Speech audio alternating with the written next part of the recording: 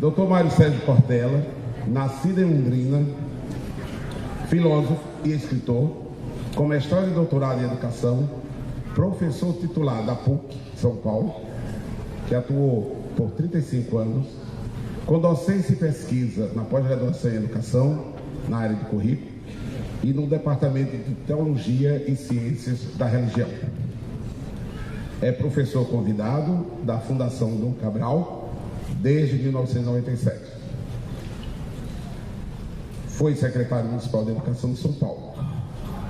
Com vocês,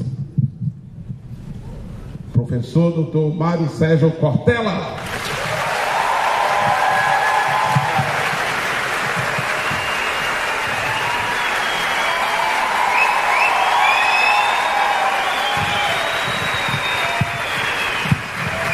Muito bem.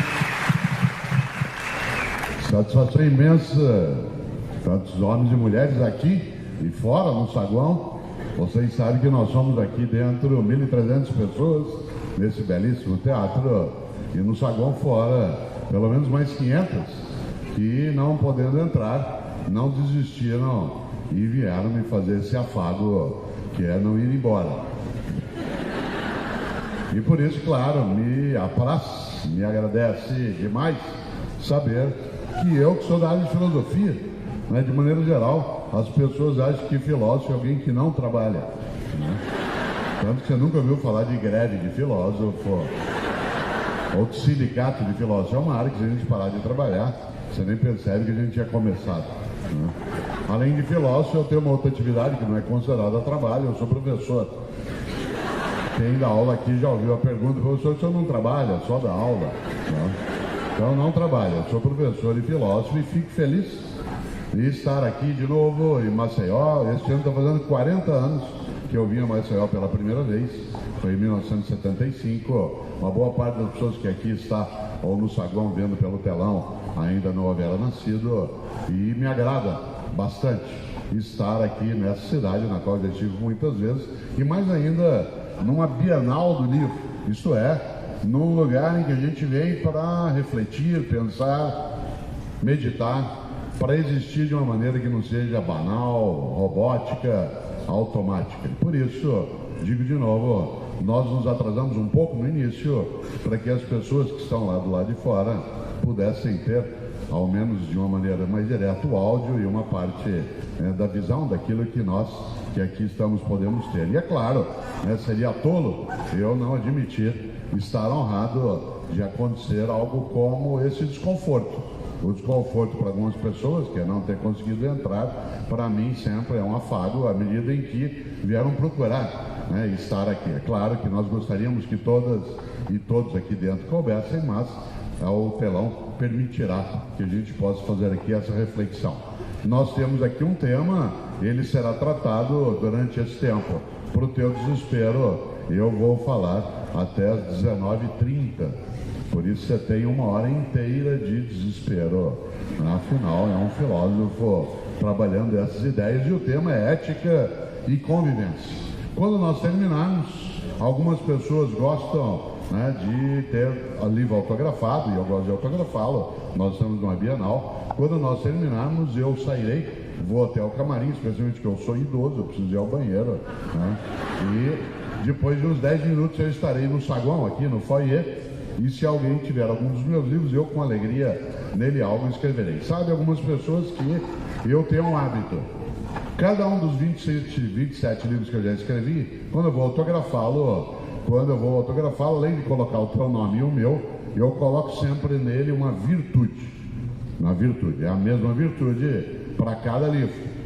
Então, por exemplo, eu tenho um livro chamado Educação, Escola e Docência, da editora Cortez. Nele eu escrevo Partilha. Eu tenho outro da editora Cortez chamado Escola e o Conhecimento. Nele eu escrevo Esperança.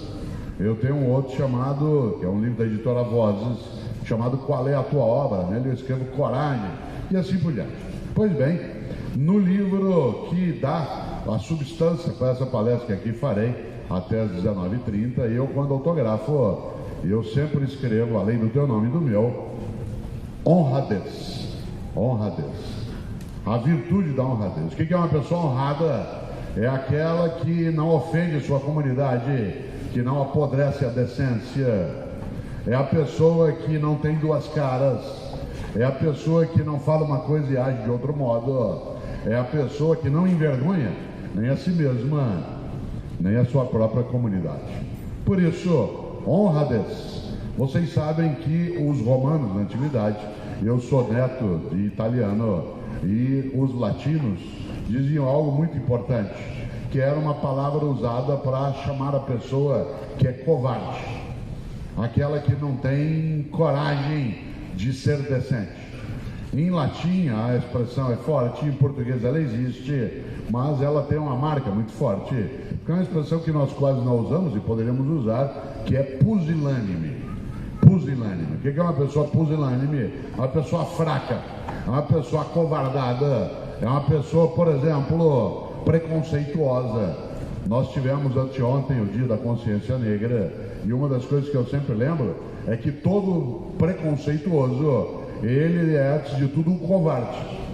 Ele tem tanto medo de quem não é como ele ser melhor que ele prefere desprezar quem é diferente dele, para ele poder afirmar a si mesmo. E essa covardia é uma coisa muito forte. Todo preconceituoso, além de covarde, é tolo, porque ele supõe que há só um modo de ser humano. E nessa hora, claro, isso é absolutamente negativo. Daí, honradez. Honradez. Uma pessoa honrada é aquela que tem vergonha na cara. Uma pessoa honrada é aquela que, como eu disse, é marcada pela integridade. E há uma grande questão. Eu tenho um livro que eu gosto demais e que nos ajuda, né, a pensar sobre a vida, a história, que é um livro da editora Cortez, que eu antes mencionei, chamado Educação, Convivência e Ética. E eu começo esse livro citando um dos maiores escritores alagoanos, aquele que eu mais admiro, que infelizmente faleceu em 2012, que foi Ledo Ivo. Ledo Ivo, um homem estupendo, um dos que mereceu estar na Academia Brasileira de Letras, um homem que morreu, né, no dia 23 de dezembro de 2012, véspera de Natal. Estava ele em Sevilha, na Espanha, e morreu. Esse homem especial. Eu uso uma das frases, uma das ideias mais fortes do alagoano Ledo Ivo, um homem nascido em Maceió, para iniciar o livro da editora Cortez. E eu abro uma frase em que ele diz: o que sobra é a obra, o resto só sobra. Sabe que o verbo sossobrar, que é um verbo que vem do espanhol, significa o barco que vira de cabeça para baixo, fica emborcado. Olha que interessante, olha que frase forte de Ledo Ivo: o que sobra é a obra, o resto só sobra. E qual é a obra da qual se fala e se precisa pensar? Uma vida que não seja banal, fútil, superficial, indecente, tola. E nessa hora, essa reflexão sobre ética e convivência, ela passa exatamente por essa nova percepção. E me anima mais ainda algo estupendo. Em Maceió, numa noite de domingo, com tantas coisas boas para também se fazer, nós temos 1.300 pessoas aqui dentro, outras 500 que nos veem do lado de fora, que vieram para ouvir refletir sobre ética. Interessante isso. Eu não fui convidado para falar aqui sobre como vencer a qualquer custo, como dominar as outras pessoas, como fazer com que você tenha todo o poder. Ao contrário, às vezes me perguntam se eu acho que a ética, um país decente, uma vida social que tenha honradez, uma comunidade livre, se eu acredito, isto é, se eu tenho esperança. E quando alguém me pergunta se eu tenho esperança na vitória da ética saudável, eu costumo dizer, e às vezes essa pergunta é feita num espaço como esse, eu costumo dizer: olha a sua volta. Como que numa noite de domingo, homens e mulheres saem das suas atividades e lotam um auditório e a parte da frente, e querem entrar e ficam nervosas e nervosos porque querem entrar para a gente pensar sobre ética. Se alguém tem alguma dúvida de que esse tema é importante, É só olhar em volta. Se alguém tem alguma dúvida da esperança possível, é só olhar em volta. E nessa hora, claro, é necessário que a gente constitua essa força que nos agrega para que a gente possa, de fato, defender uma vida decente, uma obra e uma existência que, como lembrou Ledo Ivo, o que sobra é a obra, o resto só sobra. Por isso, quando nós terminarmos aqui, como eu disse, às 19h30, aí eu saio, depois de 10 minutos estarei no foyer, no saguão ali, né, para autografar. Algumas pessoas gostam às vezes de tirar fotos.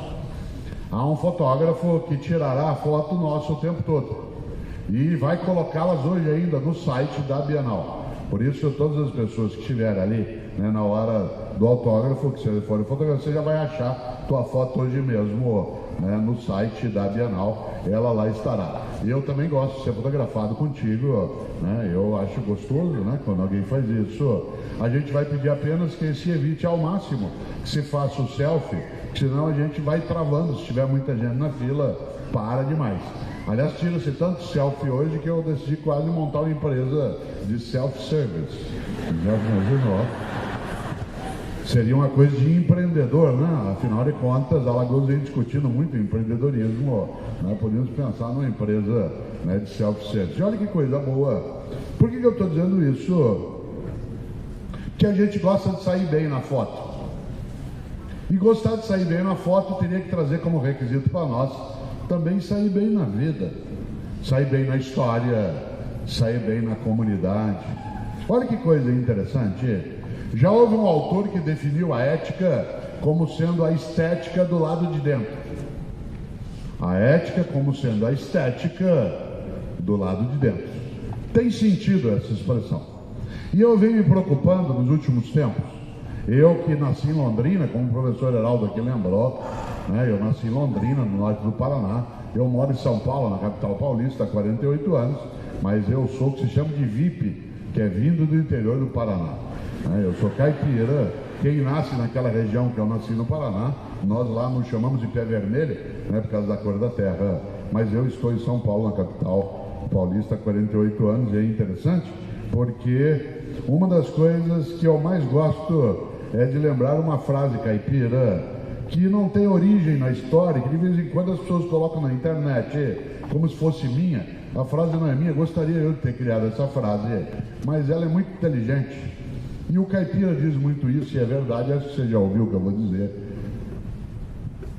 O mundo que nós vamos deixar para os nossos filhos depende muito dos filhos que nós vamos deixar para esse mundo.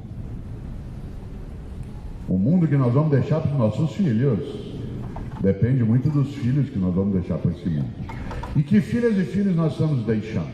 Isto é, quais são os valores de convivência e ética que essas novas gerações conosco carregam?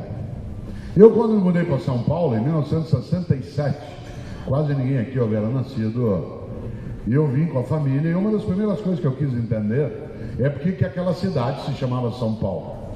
Eu não gosto de estar nos lugares sem saber qual é a origem das coisas. E é claro que eu fui procurar, e sabem muitas e muitos aqui, quem está no auditório ou no saguão agora nos vendo pelo telão, sabe muito bem que a cidade de São Paulo ganhou o nome porque ela foi fundada no dia 25 de janeiro. E o dia 25 de janeiro, na crença dos cristãos, é o dia em que um judeu chamado Saul, que era um inimigo, né, da religião cristã, ele aderiu à mensagem cristã. É interessante porque esse homem, na crença dos cristãos, Saul, outros falam Saulo, mas o nome original é Saul, ele voltava, né, no relato cristão, voltava de Jerusalém em direção a Damasco, na atual Síria, essa Síria conturbada, e no caminho, ele que estava voltando de perseguição aos cristãos, o cavalo que ele estava, o sol bateu muito forte, o cavalo empinou e ele caiu. Caiu e mordeu o pó. Tem gente que tem que morder o chão para entender algumas coisas. Tem gente que tem que cair do cavalo para entender melhor as coisas. E aí ele caiu, ficou momentaneamente cego por causa da luz solar. Aliás, algumas pessoas têm que ficar um pouco cegas para poder enxergar melhor. E aí, naquele momento, segundo a crença cristã, esse homem, Saul, decidiu que ele ia aderir à mensagem do cristianismo. E ele passa, portanto, a ser um discípulo. Interessante, para ele aprender a ser humilde, o nome dele foi mudado. E ele então deixou de se chamar Saul e recebeu o nome latino de Paulus. Não sei se sabem, acho que sim, mas Paulus em latim significa pequeno. A expressão Paulus em latim significa pequeno. Esse homem, a partir daí, passou a escrever cartas sobre ética. Cartas sobre ética. Carta ao povo da cidade de Corinto, de Roma, de Tessalônica, de Filipo. Essas cartas os cristãos chamam de epístolas também. E é interessante porque todas as cartas de Paulo tratam do tema ética. Isto é, como é que a comunidade tem que se conduzir na vida. Para ser uma comunidade decente, como é que a gente vive junto? Ética e convivência. Seja você ou eu cristão ou não, essa é uma decisão individual. As cartas são muito fortes. Afinal, elas tratam de como é que a gente é honrado. Paulo escreveu várias delas. Algumas pessoas talvez não saibam, aliás, só por curiosidade, as cartas de Paulo foram escritas antes dos evangelhos. Embora na Bíblia dos cristãos os evangelhos venham antes, na distribuição gráfica do tempo histórico, as cartas de Paulo, algumas delas são 50, 60 anos anteriores aos evangelhos. Pois bem, a carta de Paulo que eu mais gosto é uma carta que ele escreveu ao povo da cidade de Corinto. Paulo escreveu 2 cartas ao povo da cidade de Corinto, mas a primeira carta dele aos Coríntios, que aliás acaba de vencer o São Paulo por 6-1. Vocês imaginem, eu não sou corintiano, mas eu me animo com essa ideia do Corinthians comemorar o título dentro de casa, vencendo um time do porte de São Paulo por 6-1. É uma vitória estupenda. E eu, como santista, fico feliz que o São Paulo desce na tabela, né? E o Santos pode subir um pouco no jogo que vai ter daqui a pouco. Olha que coisa interessante. Pode parecer brincadeira isso, mas o time do Corinthians tem esse nome por causa da cidade de Corinto. Muita gente que talvez não saiba, mas a cidade de Corinto inspirou um time britânico. E esse time britânico veio visitar o Brasil no início do século XX, e aí se formou um time também no Brasil que tivesse o mesmo nome. E o curioso é que na primeira carta de Paulo aos Coríntios, há algo que você e eu não podemos esquecer quando a gente pensa em ética e convivência. Paulo escreveu, se tiver uma Bíblia cristã, dê uma olhada um dia, vale a pena. No capítulo 6, versículo 12, no capítulo 6, versículo 12, Paulo escreveu: tudo me é lícito, mas nem tudo me convém. Tudo me é lícito, mas nem tudo me convém. Isto é, eu posso fazer qualquer coisa, porque eu sou livre, mas eu não devo fazer qualquer coisa. Eu posso, mas não devo. Por que posso? Porque livre sou. Por que não devo? Porque não devo fazer nada que torne imunda a minha história, mancha a minha trajetória, ofenda a minha comunidade, desonra a minha família, envergonhe a minha sociedade. Tudo me é lícito, mas nem tudo me convém. Do que é que isso fala? De algo que você e eu temos não só de entender e praticar, como ajudar a formar as novas gerações com essa convicção. Isto é, volta ao ponto, o mundo que nós vamos deixar para os nossos filhos depende muito dos filhos que nós vamos deixar para esse mundo. E esses filhos, por acaso, ou de propósito, estão sendo formados com a ideia de que o limite da liberdade do indivíduo é a decência, de que o limite da liberdade é a responsabilidade na comunidade. Afinal de contas, convivência, você sabe que é algo que é decisivo quando se pensa em ética. A ética não é cosmética. Ética não é cosmética, é uma coisa que eu uso de fachada que sirva para enfeitar apenas. Ética não é cosmética, a ética exige honradez. E desse ponto de vista, a ética não é uma coisa fora de mim ou de você. Ética é algo que está ligado, claro, à nossa prática. Muita gente pensa em ética olhando para outro lado e não olha para dentro de si. E não olha o quanto que a conduta decente, ela está ligada a essa ideia que esse apóstolo dos cristãos, Paulo, trouxe à tona. Tudo me é lícito, mas nem tudo me convém. Ah, mas Cortella, a vida é assim, eu faço o que eu quero. Cuidado. Ah, mas eu não, todo mundo faz. Opa! Mahatma Gandhi disse um dia algo que é verdadeiro: olho por olho, uma hora acabamos todos cegos. Olho por olho, uma hora acabamos todos cegos. Por isso, aquilo que é a convivência com ética é aquilo que nos coloca a olhar a ética como a estética de dentro, aquilo que embeleza a vida. É interessante porque decência é decisivo quando se olha a ética. Talvez muita gente que não saiba, mas a palavra decência, ela tem um prefixo em latim que é dex, D-E-C. Você sabe que os prefixos latinos ou gregos nos ajudam na composição das palavras. Por exemplo, tem muita gente que, como eu, é docente. Muita gente aqui é discente. Dec em latim, tal como doc, tal como disque, tem um sentido. Por exemplo, quem aqui é docente sabe que doc em latim, D-O-C, da onde vem docência, significa aquele que leva. Disque, da onde vem discípulo, discente, disciplina, significa aquele que é levado. Docente é quem leva, discente é quem é levado. Evidentemente, nenhum de nós é tolo para supor que eu sou só docente ou sou só discente. Todas e todos nos educamos reciprocamente. Então somos todas e todos docentes e discentes. Mas alguns de nós temos a docência como profissão e não só como prática de vida. Pois bem, docência, discência, mas tem decência. E a expressão dec em latim, ela significa embelezar, enfeitar. Quando você decora um ambiente, quando você decora um espaço, você está enfeitando, embelezando. Por isso, dec é enfeitar, embelezar. O que é uma pessoa decente? É aquela que enfeita. O que é uma pessoa indecente? É aquela que enfeia. Lembra quando você era criança que a tua avó dizia que coisa feia, menino? Claro que ela não estava falando de estética, ela estava falando de ética. Que coisa feia, menino? Ela não estava falando do lado de fora, estava falando do lado de dentro.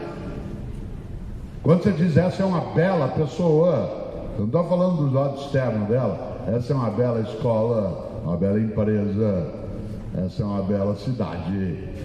Claro, dec, da onde vem decência, significa enfeitar, embelezar. Por isso, o que é quebra de decoro? Quebra de decoro é quando você enfeia o lugar onde você vive. No parlamento, quebra de decoro é quando você mente. Ah, essa conta não é minha, não. Mas puseram $1,5 milhão. Ah, não sabia. Eu nem costumo conferir as contas. Não, mas faz 6 meses que fizeram isso. Ah, não, nem notei que puseram $1,5 milhão. Esse carro não é meu. Imagina. Mas o senhor não pagou a licença. Ih, nem sabia disso. Claro. É isso aí. Atenção. Decoro é quebrado quando você é indecente. Agora, curiosamente, a expressão dec em latim, além de enfeitar e embelezar, ela tem um terceiro sentido, que só quem é caipira como eu, ou algumas pessoas no Nordeste entendem bem isso, que é uma expressão que a gente quase não usa. Mas dec em latim também significa ornar. Ornar, da onde vem a palavra ornamento. Por exemplo, essa cadeira está ornamentando aqui esse lugar. Esse teatro, ele é ornamentado. Ornar. Agora eu vou usar o sotaque original para lembrar algo em relação à ética. É esse sotaque que eu estou usando, que é mais agauchado, né? Ele é um sotaque para rádio, porque eu sou comentarista da Rádio CBN, ele serve para falar melhor, mas meu sotaque original, eu falo do jeito que eu vou falar agora, né? Tem coisa na vida que orna e tem coisa que não orna. Tem coisa que orna na família, tem coisa que não orna. Tem coisa que orna na escola e coisa que não orna. Tem coisa que não orna no governo e tem coisa que orna. Tem coisa que orna na empresa, tem coisa que não orna. Do que é que trata a ética? Daquilo que tem que ornar. E o que é ornar? Ornar é combinar.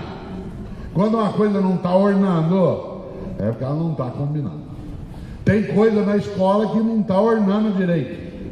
Por exemplo, a ausência de uma convivência onde a autoridade tenha lugar, sem que ela seja autoritária, mas que a autoridade tenha seu lugar. Isto é, que um professor ou uma professora não seja entendido apenas como um prestador de serviço, mas como um formador. Não orna na escola o aluno ficar ofendido porque o professor mandou estudar.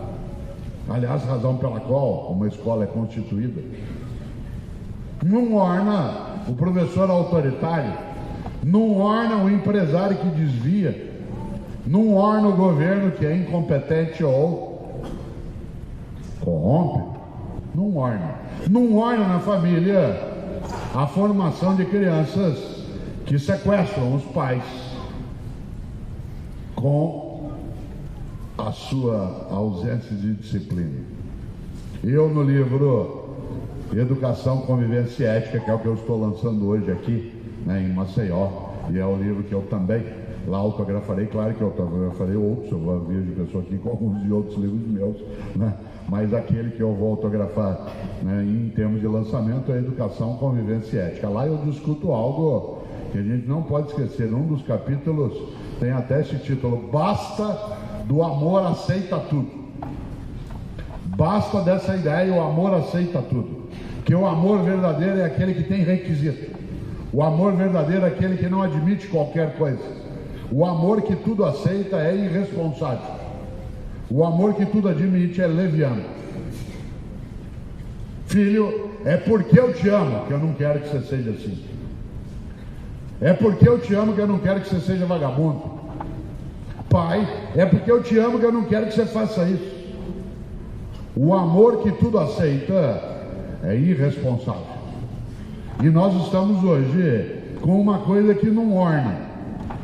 Não orna, Heraldo, na família. Não orna na universidade. Heraldo está escondido aqui atrás, né? Não orna, está dançando, inclusive, né? Esse sapato teu é maravilhoso, hein? Aliás, ambos. Já imaginou? Esse orna com o Heraldo. Vem aqui um pouquinho, vem aqui, vem cá. Vem mostrar o sapato aqui, ó. Com o Heraldo orna. Eu com esse sapato ia ficar estranho, né? Só porque você é pernambucano que você usa esse sapato. Olha que coisa boa. O que é aquilo que orna? Aquilo que combina.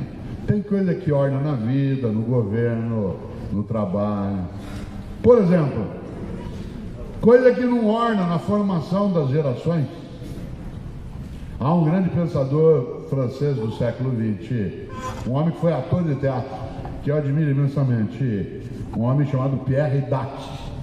Pierre Dac, D-A-C é o sobrenome, Dac. Pierre Dac dizia: o futuro é o passado em preparação. O futuro é o passado em preparação. Por isso, uma questão: qual passado nós vamos ter daqui a 20, 30 anos? Qual é o passado que nós vamos deixar daqui a 20, 30 anos? Desta geração de homens e mulheres, aqui no teatro ou no saguão pelo telão, vai deixar qual o passado? Qual é a nossa obra? Qual é o nosso legado? Será que o passado que nós vamos ter daqui a 20, 30 anos vai nos honrar? Dele nós vamos nos orgulhar ou vamos ter vergonha de nos termos acovardado na formação das novas gerações? Eu estava outro dia em São Paulo, onde eu moro, chegando de Belo Horizonte, no aeroporto de Congonhas. E aí, como acontece comigo quase todo dia, Aí eu fui até o local onde fica carrinho de bagagem. E quando eu fui pegar um carrinho de bagagem, que eu fui puxá-lo, ao meu lado chegou um pai com um menino de uns 10 anos de idade. E o pai puxou o carrinho, o menino olhou para o pai e falou: não quero esse carrinho. E eu olhei e falei: nossa, coisa estranha. O pai falou: mas esse carrinho é igual aos outros. O menino gritou: não quero esse carrinho. Eu falei: eu vou parar aqui que isso aqui dá um livro novo, né? Aliás, eu mesmo, é o Educação, Convivência e Ética, é esse que eu estou lançando. Aí o pai falou: mas filho, esse carrinho é igual aos outros? Ele falou: eu não quero esse carrinho. O pai guardou o carrinho de bagagem que estava pegando, pegou o que o menino queria. Meu Deus do céu, esse menino aos 10 anos de idade já está tornando a família dele refém. Ele que decide qual carrinho de bagagem você vai pegar. Provavelmente ele decide onde você vai comer, qual é a música que vai se ouvir no rádio do carro, qual o programa de TV que vai se assistir, senão ele fica na frente da TV e ninguém assiste nada. Ele não deixa os adultos conversar, porque ele fica interrompendo o tempo todo. Obviamente que esse pai não tinha que espancar a criança, mas tinha que educá-la. Existe na relação de formação das pessoas, aquele que é responsável, ele tem, por exemplo, um pai com os seus filhos, ele tem uma relação de subordinação, de subordinação. Meus filhos estão sob, não mais, mas estiveram sob as minhas ordens, são meus subordinados. Meus netos, eles não têm subordinação comigo, porque tem com os pais deles, mas quando os pais transferem, eles estão a mim subordinados. Domingo passado eu estava em Florianópolis, onde mora uma das minhas filhas, e eu estava lá com 2 dos meus netos, e ela tinha saído e falou: pai, cuida deles. Com alegria, eu falei. Uma hora, Ana Luísa, que tem 2 anos e meio, resolveu fazer birra. Eu falei: você sente e cale. Ela olhou para mim e resolveu que ela ia obedecer, não por conta, claro, apenas de eu ser, né, alguém maior do que ela, porque eu não ia fazer nada que a ferisse fisicamente, né, mas para ela entender que ela estava sob as minhas ordens. E nessa hora, claro, há pais e mães que abrem a mão e dizem: interessante. Por exemplo, o pai que pega o carrinho. Você já imaginou? Eu conto algo no livro Educação, Convivência e Ética, que outro dia eu até falei num programa e colocaram na internet. Eu estava com minha mulher o ano retrasado, em Salvador, chegando da Praia do Forte, onde eu fui fazer uma palestra, ela também. E aí nós fomos pegar um avião em Salvador, chegamos no aeroporto, era a hora do almoço e decidimos almoçar antes de pegar o voo para São Paulo. Estávamos sentados almoçando, de repente, chegou uma senhora de uns 30 e poucos anos com uma menininha de uns 6 anos de idade, belíssima, mas uma criança absolutamente infernal. Aquela menina não tinha hormônio, devia ter demônio. Ela gritava, ela corria, ela derrubava coisa, ela puxava a cadeira, ela derrubava refrigerante, ela pegava um tablet e punha uma música insuportável. Ninguém conseguia comer em volta do restaurante. Eu, como educador que sou, levantei.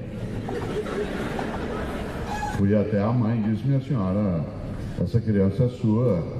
Ela disse: é. Eu disse: leve-a. Ela disse: como? Eu falei: leve-a. Ela disse: ué, por quê? Eu falei: porque ela ainda não está preparada para viver em comunidade. Numa comunidade, você tem uma conduta que é livre no limite da própria comunidade. Ela falou: ué, mas por quê? Eu falei: porque ela não está ainda preparada para viver em comunidade, porque ela acha que ela faz o que ela quer. E como ela é uma criança belíssima, que poderá ser uma belíssima pessoa, ela hoje é uma criança mal educada, e ela é mal educada porque a senhora é uma má educadora. Ela disse: o que o senhor tem com isso? Eu disse: com a senhora nada, com essa criança sim, porque ela vai crescer.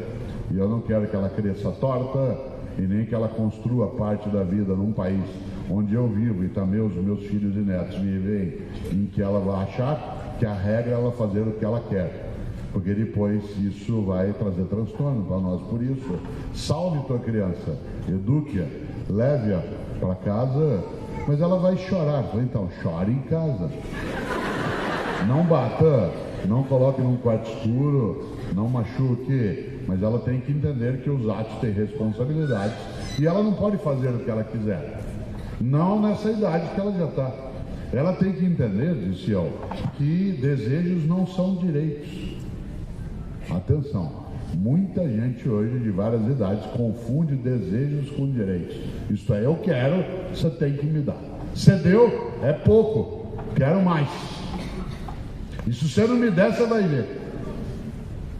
Opa, nós estamos formando uma geração e nos formando com ela, na qual se confunde desejo com direito.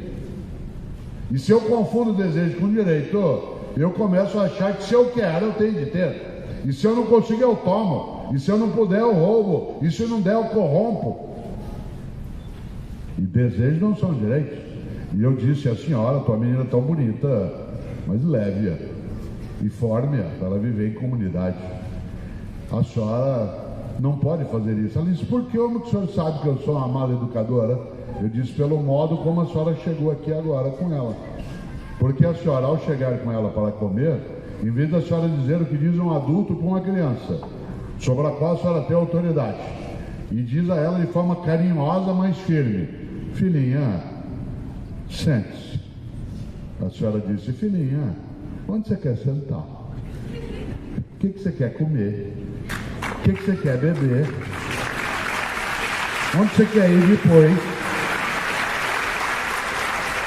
E a senhora foi ficando cada vez menor e ela foi crescendo.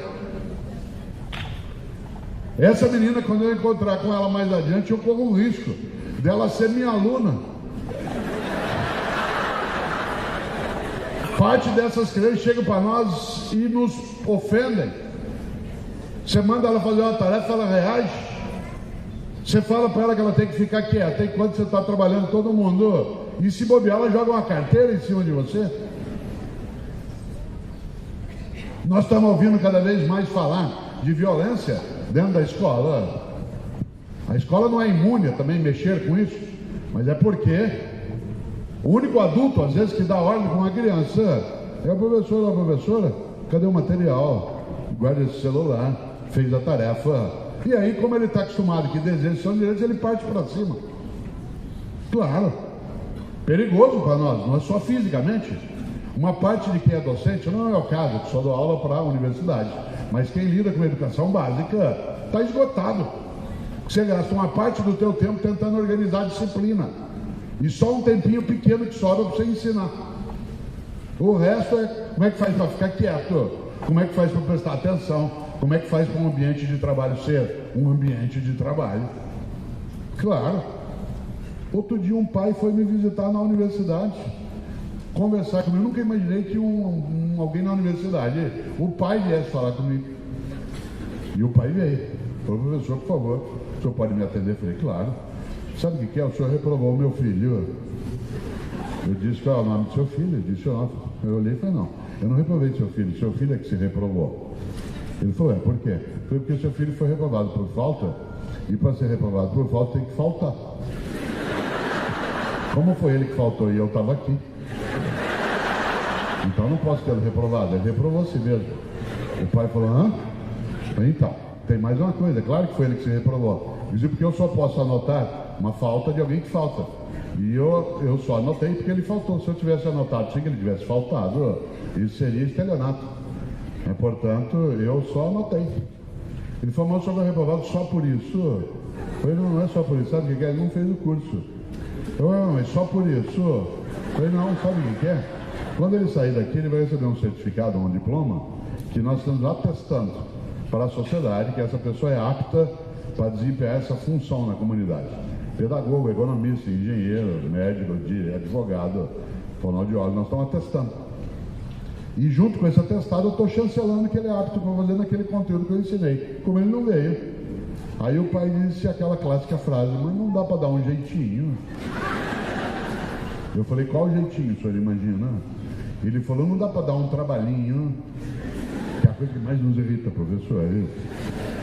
Eu falei, mas o senhor está supondo que 15 semanas, 3 horas de aula em cada uma delas pode ser substituída por um trabalhinho. Se pudesse, a gente não daria as 15 semanas, a gente dava só o trabalhinho. E eles voltavam 15 semanas depois para buscar o resultado. Ele falou, o senhor não pode dar uma chance para ele? Eu falei, está dado, ele vai fazer o curso. Um menino que tem o pai, que tem essa perspectiva. Aí a senhora falou dentro do restaurante, mas eu não vou levar. Sabe por quê? Dá trabalho. Eu falei, é claro que dá trabalho. Vocês não falaram para a senhora que trabalho de parto não era só na maternidade? E ela falou, mas é porque eu não sei. Eu não vou levar. Eu falei, a senhora que sabe. Ele dá muito trabalho. Ela falou, eu sei, a senhora nunca viu na hora, como diz o gatinho, na hora de virar o zoinho, tudo bem. Mas na hora de cuidar. Na hora de cuidar, a senhora não quer cuidar. Ela falou, eu vou levar, mas é só porque eu quero. Eu falei, tá bom. Ela saiu. Claro que a comunidade ficou aplaudindo, né? Do que eu estava falando ali? De uma coisa que não orna. Não orna. Não orna a ideia, essa ideia. O amor que aceita tudo é leviano. Meus filhos me amam e por isso não aceitam qualquer coisa de mim. Todos eles se juntaram. Falou, pai, você engordou muito esse ano. Eu nunca fui magro, né? Mas eu engordei de fato 6 quilos. E a culpa foi do João Baldo Ribeiro, nosso estupendo escritor baiano. Ele faleceu e eu estava no enterro dele e fiquei chocado porque eu olhei e falei para minha mulher, a Cláudia, olha aqui, o João Baldo está aqui, ó, fazia 20 anos que ele não tomava uma cachaça, 20 anos que ele não comia uma acarajé, 20 anos que ele não comia gordura, sepultaram um cadáver saudável. Então, e eu fiquei tão abalado com a ideia de ser sepultado saudável, né? Que eu perdi o prumo um pouco, Heraldo, já imaginou? Claro. Aí minha mulher, que não é tola, falou, o problema não é se é sepultado saudável ou não, é que se você continuar bobeando, você vai antecipar a ideia de ser cadáver. Então, essa é a questão. Claro, mas o que meus filhos falam? Pai, a gente ama, a gente não quer que você perca o prumo. Você está voltando a andar, porque embora eu seja obeso, eu não sou sedentário, eu ando todo dia. Eu falei, sim, estou voltando. Claro, é porque eu te amo, que eu não quero que você seja assim. É porque eu amo meu país que eu não quero que ele seja como ele é. É porque eu acho que a coisa pública, ela não é aquela que não é de ninguém, mas aquela que é de todo mundo. A coisa pública não é que não é de ninguém, é que é de todo mundo. Não orna na família, não orna a subordinação àquilo que a gente tem que tomar. Olha que coisa, esse livro que você está em mãos, que outros têm, que é o Não Se Desespere, né? Aliás, quando eu vou autografar, eu escrevo sempre nele, alento, alento. Quem faz o prefácio dele é o Pedro, meu filho mais novo, que tem 33 anos. E o Pedro, ele, anteontem, almocei com ele, né? E ele dizia, pai, você tomou já 2 taças de vinho, chega. Eu falei, você não manda em mim. Ele disse, eu te amo. Eu disse, o que tem uma coisa a ver com a outra? Ele falou, você não precisa tomar mais do que 2 taças. Eu disse, você está certo. Claro. Qual o dia que eu vou ficar desesperado? No dia que ele não se importar mais. É porque eu te amo que eu não quero que você faça isso. É porque eu te amo que eu não quero que você seja vagabundo. É porque eu amo a minha cidade que eu não quero que ela apodreça a convivência. Não quero que a gente ache que atentado é natural, homicídio é natural, que sequestro relâmpago faz parte da vida. É porque eu amo a vida que tem algumas coisas que não podem ser. E nessa hora volto a esse polo. É ética e convivência. Nossa convivência tem que ser marcada por aquilo que orna, isto é, aquilo que combina. Nesta hora também é necessário, acima de qualquer coisa, que a gente entenda que há algumas virtudes que tem que estar conosco. Por exemplo, nós não podemos formar a nova geração e nos formarmos com ela sem que a gente tenha, por exemplo, a percepção da humildade. A humildade na convivência, a humildade no trabalho, a humildade no conhecimento. Eu tive uma honra na vida inesquecível. Eu tive a honra de trabalhar 17 anos com Paulo Freire, o educador Paulo Freire. Aliás, ele foi meu orientador de doutorado, e quando ele foi secretário de Educação na cidade de São Paulo, eu era o secretário adjunto. Depois ele saiu e eu continuei no lugar dele por mais de 2 anos. E Paulo Freire, não sei se sabem, é o brasileiro com o maior número de títulos de doutorado honoris causa de toda a história do Brasil. O Brasil tem 515 anos e o brasileiro mais honrado com doutorado honoris causa é o pernambucano, nascido na Casa Amarela, no Recife, Paulo Freire. Aliás, quando ele morreu em 1997, ele já houvera recebido 36 títulos de doutorado honoris causa por Harvard, Princeton, Cambridge, Oxford, Bolonha, Paris 4, Massachusetts. Ele recebeu mais 5 pós-mortem. Paulo Freire sozinho tem mais títulos de doutorado que os 2 brasileiros que vêm depois dele juntos. E olha que quem vem depois de Paulo Freire é muito bom. Mas Paulo Freire tem 41 títulos de doutorado honoris causa. E olha que ele era advogado, hein? Muita gente acha que Paulo Freire era pedagogo, mas ele era advogado, o que significa que alguns advogados ainda têm salvação. Ela já pensou? E é interessante que eu sou pai de advogada. Meu livro, Qual é a Tua Obra? Quem faz o prefácio dele é a minha filha que mora em Florianópolis. Ela é advogada criminalista, Ana Carolina, que a gente chama de Carol. Parênteses, ela no prefácio conta uma coisa incrível. Nesse livro, quando eu autografo, eu escrevo coragem. Mas ela conta no prefácio uma coisa incrível. Hoje ela tem 36 anos, mas quando ela tinha 27, ela como advogada criminalista estava um dia em Brasília, na porta da sala de audiência dos ministros do STJ, do Superior Tribunal de Justiça, para fazer a primeira sustentação oral da vida dela como advogada. Vocês imaginem, 27 anos de idade, na porta da sala de audiência dos ministros do STJ, a perna dela não parava no lugar. Ela me ligou e falou: pai, pelo amor de Deus, eu vou entrar agora fazer uma sustentação oral com o ministro. É a primeira vez que eu chego no Tribunal Superior. Eu estou tremendo, pai, estou com ânsia de vômito. Me ajuda, por favor. Me ajuda, pai. Como é que eu faço para ser segura como você? Eu disse: espere 30 anos. Porque há uma virtude para quem quer construir vida, decência, chamada paciência. Paciência não é lerdeza. Paciência é a capacidade de maturar as coisas. Paciência é a capacidade de refletir sobre o que se faz. A pior coisa que existe na vida é você ter uma vida robótica, automática, banal, irrefletida, alienada. Claro! Há um grande gaúcho que você conhece, chamado Aparício Torelli, você que também é gaúcho, que apelidou-se mesmo de Barão de Itararé. Talvez tenha nascido em Rio Grande, não é certo? Ele tem uma frase que parece óbvia e não é. Torelli dizia: a única coisa que você leva da vida é a vida que você leva. A única coisa que você leva da vida é a vida que você leva. E que vida levo eu? Que vida leva tu em relação àquilo que é a nossa condição de não ter uma vida que seja banal, fútil. E é claro, vocês imaginem, paciência. Paciência não é lerdeza. Paciência para escrever, para refletir, para pensar, para fazer um país decente. Por exemplo, eu estou vivendo em 2015 uma alegria cívica imensa no nosso país, porque o podre está vindo à tona e ele estava escondido. Democracia, imprensa livre, plataformas digitais, aquilo que gangrenava a nação, que produziu uma hemorragia da nossa condição, está vindo à tona. O jovem, a jovem hoje tem que entender que não estamos vivendo a sujeira, mas a expressão da limpeza e o vir à tona da sujeira. Como dizia o juiz do Supremo norte-americano, o sol é o melhor detergente.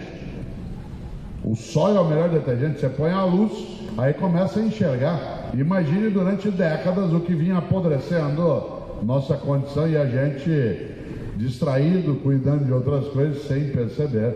Por isso eu vivo, repito, uma alegria cívica que do ponto de vista de uma nação como a nossa, nós não estamos, para repetir aqui o Churchill, nós não estamos no começo do fim, nós estamos no fim do começo. Mas nós começamos agora. a mexer onde precisa mexer, a olhar, a perceber. Ah, mas é só corrupção? Não, o que nós temos hoje é ela vindo à tona, é o tapete sendo levantado, é a luz acesa, o farol onde precisava. Mas tem a ver conosco também, que de nada adianta eu falar sobre ética se eu não me conduzo também de maneira ética. Se eu, por exemplo, falo em ética, mas aos 40 anos de idade tenho carteira de estudante, que o meu genro arrumou para mim, põe ao cinema, pagar meia. Além de falsidade ideológica, é evasão fiscal. O cara fala em ética, mas compra produto pirata. Ah, mas se eu não comprar, não vou ter. Mas esse é o argumento do bandido. Ah, mas é porque é caro, é óbvio, é por isso que ele assalta. Ah, mas não, só comprei um aparelho de som. Esquece que aquilo veio da China, dá emprego lá, tira imposto daqui. E no container, junto com o aparelho, vem droga e arma. E quando um menininho boliviano de 5 anos de idade, em São Paulo, na Zona Leste, no colo da mãe, o bandido encosta uma pistola na cabeça da criança e dispara, e enche a mãe de sangue do filho, o cara que comprou o aparelhinho de som, acho que não tem nada a ver com aquilo. Fala em produto, fala em ética, mas vai o dentista fala aí, com recibo ou sem recibo? Qual que é a diferença? Ó, ele acha um horror quando o bote está subindo no morro no Rio e a polícia, ao ser avistada, o bandido solta rojão para avisar que a polícia está subindo. Ele acha um nojo aquilo, mas quando ele está na BR, ele vê uma viatura da polícia rodoviária e não tem nenhuma dificuldade para ficar dando sinal de luz, de farol para quem vem na outra direção. O que ele faz é fraternidade, solidariedade, cuidado. Claro que aí é um risco de imaginar, então vale qualquer coisa? Claro que não vale nenhuma delas. Ética não é cosmética. E é claro que nós temos que olhar isso aí mais de perto. E aí, claro, Paulo Freire nos inspirava para isso, a gente pensar a vida de uma maneira que fosse mais intensa. Paulo Freire já imaginou o brasileiro mais honrado da história. Aliás, depois dele, o brasileiro que mais recebeu o título de doutorado é um outro professor também. Aliás, os 3 primeiros são professores. O outro é um mineiro, nascido em Montes Claros, um antropólogo de alto nível, um professor, um político, senador Darcy Ribeiro. Faz uma falta danada. Um homem que sonhava com os irmãos Vilas Boas, quando o jovem criou o Parque do Xingu, com o baiano Anísio Teixeira criou a Universidade de Brasília, com o Brizola criou no Rio de Janeiro as escolas de tempo integral. Um homem que tem uma frase que me assusta, porque eu fico pensando na minha vida quando eu penso nessa frase. Disse um dia Darcy Ribeiro: fracassei em tudo que sonhei, fracassei em tudo que tentei, mas meus fracassos são minhas vitórias. Detestaria estar no lugar de quem me venceu. Olha que frase forte. Fracassei em tudo que tentei, mas meus fracassos são minhas vitórias. Detestaria estar no lugar de quem me venceu. Depois de Darcy Ribeiro, o brasileiro mais honrado é o carioca, que vive em São Paulo e fez carreira lá na USP na política, o professor Fernando Henrique Cardoso.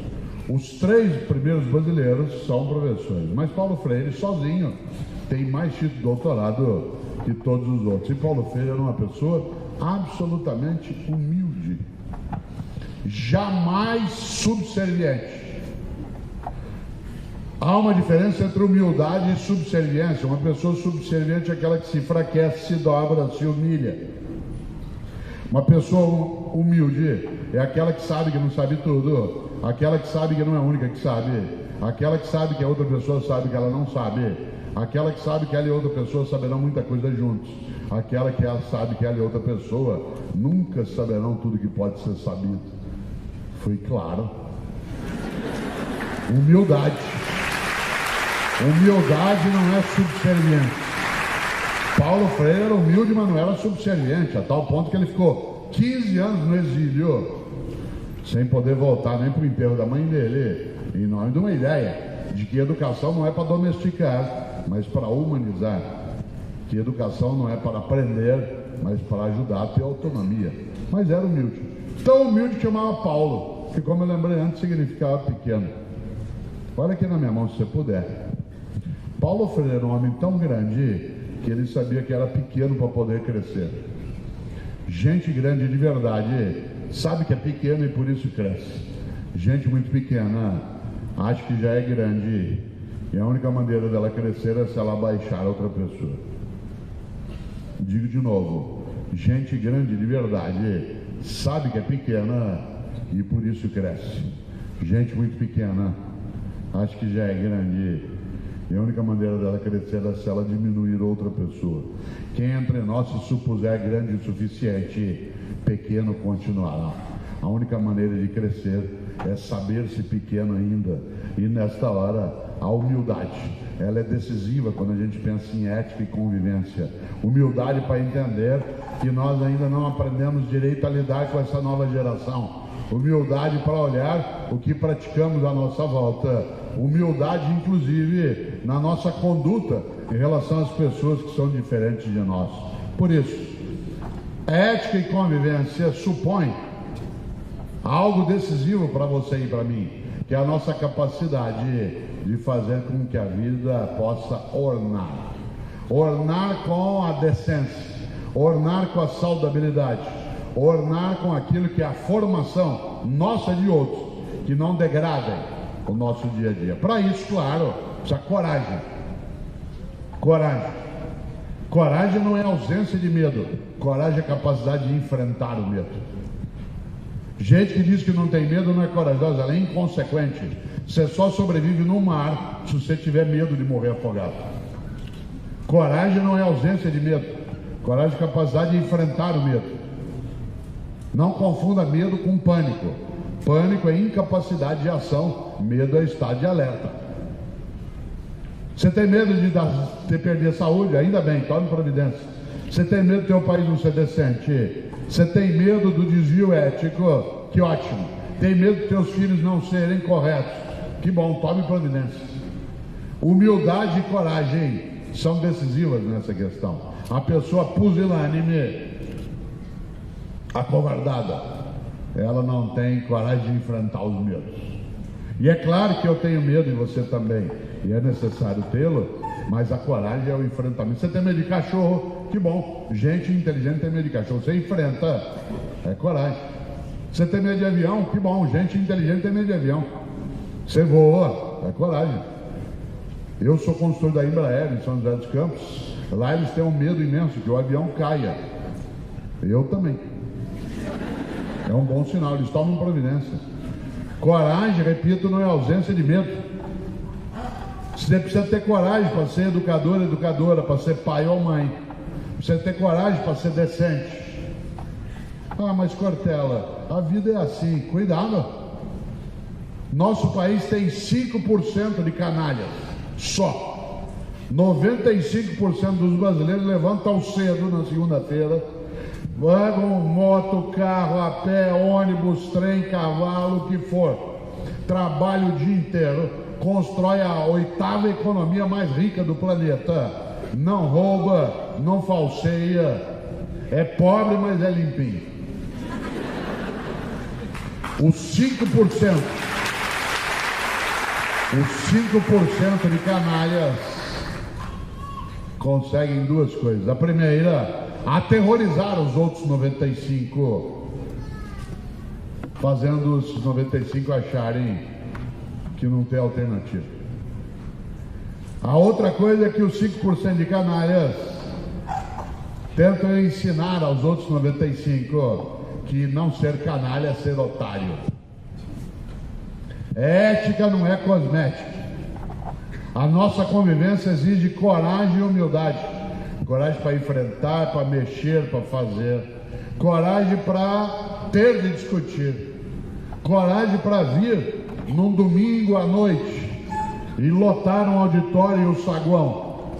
Ficar esperando alguns desde as 3 da tarde, outros desde as 4 na fila, outros que lá fora estão e gostariam de estar dentro, mas que não desistem. Coragem para não abandonar essa condição, coragem para não deixar as novas gerações, não admitir que eles achem que desejos são direitos, não criar uma geração folgada. Tem menino de 20 anos de idade que nunca lavou uma louça, nunca arrumou um quarto, Não se forma por esforço. Não estou falando por sofrimento, é por esforço. Já imaginou? O Brasil é um dos 3 países do mundo que mais consome produtos digitais. Um dos 3 que mais consome produtos digitais.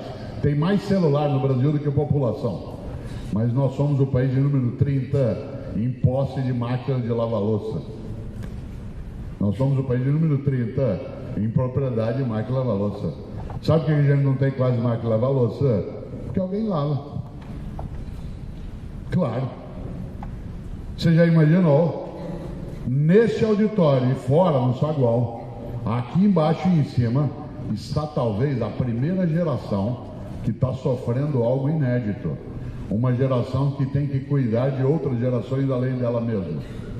Por exemplo, nossos pais se cansaram, mas eles cuidavam deles e de nós até 17, 18 anos.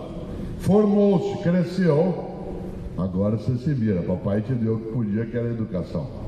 Aqui nesse auditório ou fora, tem gente que cuida de si, dos filhos e dos pais. Do pai idoso, do apoio de plano de saúde, do cuidador. Parte dessa geração aqui está esgotada. Esgotada. Não tem tempo, não cuida de si, porque tem que cuidar, e se bobear, cuida de 4 gerações, que às vezes cuida do neto também. Claro, a gente tem muito serviço, não, nós estamos com o trabalho mal repartido. Se o trabalho for melhor repartido, não pesa em cima de ninguém. Mas não, falta esforço. Um menino de 20 anos de idade nunca lavou uma louça. Cuidado, nós estamos formando uma geração fraca com risco. Se nós cuidamos dos filhos de nós e dos nossos pais, quando nós tivermos mais idade, quem de nós vai cuidar? Se nós formarmos gente que não cuida de si. Claro, prepare-se, o asilo São Vicente de Paula te aguarda. Já imaginou? Por isso, agora, 19 horas e 30 minutos desse domingo, já faz 1h10 que eu estou falando, e você nem notou ainda, mas eu já estou completando meu tempo de reflexão. Numa aula que não tem um debate, que nós somos muitos, mas como eu disse, quando aqui terminarmos, eu vou ali até o camarim ao banheiro e quem quiser lá à frente no saguão estarei, né, para que possa eventualmente ter um livro ou quer tirar uma foto. As fotos serão tiradas e, como disse, colocadas no site. Mas eu quero dizer mais 2 coisas antes de fechar. Paulo Freire dizia algo decisivo: humildade, paciência e esperança. Mas Paulo Freire dizia que é preciso ter esperança do verbo esperançar, porque tem gente que tem esperança do verbo esperar. E esperança do verbo esperar não é esperança, é espera. Eu espero que dê certo, espero que resolva, espero que aconteça. Isso não é esperança, é espera. Esperançar é ir atrás, é se juntar, é não desistir. Esperançar é ser capaz de continuar insistindo com amorosidade, mas exigência naquilo que faz com que as coisas de fato corrijam a rota que nós o fizemos, sem esmorecer. E lembrando de novo 2 coisas. Primeiro, o futuro é o passado em preparação. Segundo, o que sobra é a obra, o resto só sobra. E qual é a nossa obra do ponto de vista ético na constituição de uma sociedade que, sendo farta, não seja indecente? Uma vida comum que, sendo rica em termos de condições, não degrade essa mesma convivência. Nesta hora, quero terminar com 2 ideias.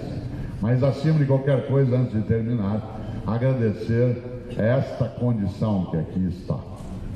Você sentado ou sentado onde está, não faz ideia do que é um auditório lotado aqui fora, para pensar o tema ética e convivência. Você não faz ideia. Eu até vou pedir para você fazer uma coisa em 1 segundo. Levante e olhe em volta. Levanta agora e olhe em volta. Veja como um debate sobre ética em Salvador. em Recife, em Londrina e agora aqui em Maceió, o número de pessoas que vem por uma reflexão. Aqui, fora daqui, se alguém perguntar, pode sentar, por favor. Se alguém perguntar se eu tenho esperança, eu digo, olhe em volta. Não porque nós estejamos salvos, não porque nós sejamos bons, porque para cá viemos, mas porque aqui está também um grupo de homens e mulheres que não se acovardou ou não se acovarda naquilo que tem que ser feito. Por isso, quero terminar agora sim com duas ideias. A primeira delas, de um homem que eu admiro imensamente, um homem que foi Nobel da Paz em 1952, um homem chamado Albert Schweitzer. Schweitzer, ele foi professor até 30 anos de idade na Áustria e na Alemanha. Aos 30 anos de idade ele achou que era pouco ser professor para ter uma vida com mais sentido e decidiu fazer medicina. Entrou, formou-se com 37 anos e foi embora para a África e ficou 50 anos no Gabão, meio século no Gabão, colocando a vida dele a serviço da decência. Aliás, só por curiosidade, quando Schweitzer morreu, o corpo dele está sepultado na Europa, mas o coração está no Gabão. O povo do Gabão pediu o coração dele para enterrar lá. Então só o coração está no Gabão e o resto do corpo está na Europa. E Schweitzer dizia: a tragédia não é quando um homem morre, a tragédia é aquilo que morre dentro de um homem enquanto ele ainda está vivo.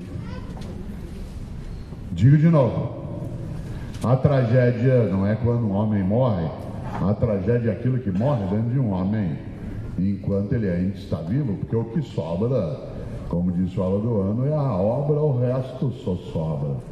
Última coisa, alguns olham e dizem, mas Cortella, ética e convivência é tarde. Esse livro, Educação, Convivência e Ética, tem na frente uma cinta em que a gente diz é melhor começar cedo antes que seja tarde. E nunca é tarde. E por isso eu quero terminar citando um homem que eu também admiro imensamente e que me ensina sempre, ele já faleceu, que nunca é tarde, que é Chico Xavier. Eu não sou espírita, não tenho nenhuma crença reencarnacionista, mas tenho uma admiração imensa por Chico Xavier, um homem santo.